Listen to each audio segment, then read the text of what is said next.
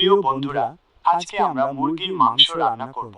আপনারা ভিডিওটা স্কিপ না করে সম্পূর্ণ ভিডিওটা দেখুন।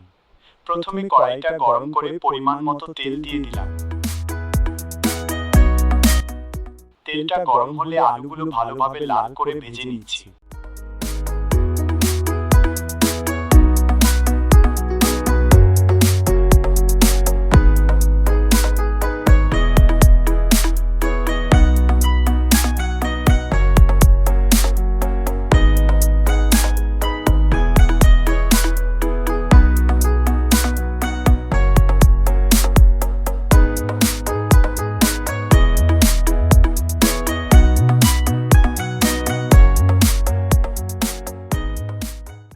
ভাজা শেষ, তাই আলুগুলো উঠিয়ে রাখছি। এবার তেজপাতা, দারচিনি, লবঙ্গ, এলাচ ভালো করে ভেজে নেব। তারপর পেঁয়াজ কুচিগুলো ভালোভাবে ভেজে নেব।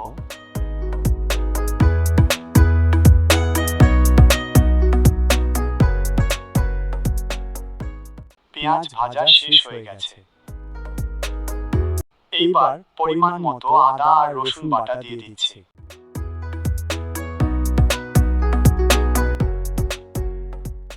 তারপর এক এক করে সব মশলা দিয়ে দিচ্ছি।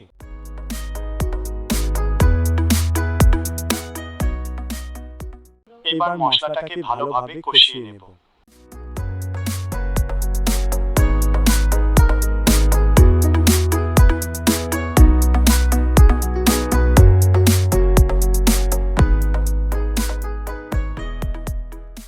মশলা থেকে তেল ছেড়ে দিয়েছে।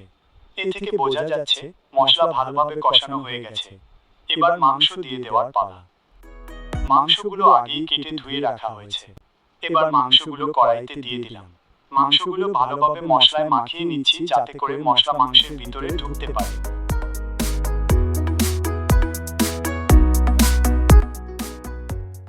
এবার কড়াই ঢেকে দেব। কিছু সময় পর পর মাংসগুলো নেড়ে দেব, যাতে নিচে লেগে না যায়। এবার আলু দিয়ে দেব এবং আরেকটু কষিয়ে নেব।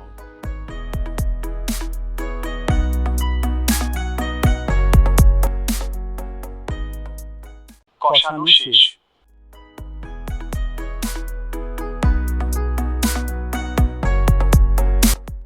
এবার পরিমাণ মতো পানি দিয়ে ঝোল দিয়ে দিলাম।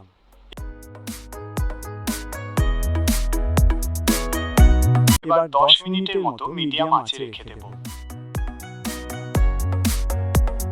তারপর হয়ে গেল মুরগির ঝোল তরকারি।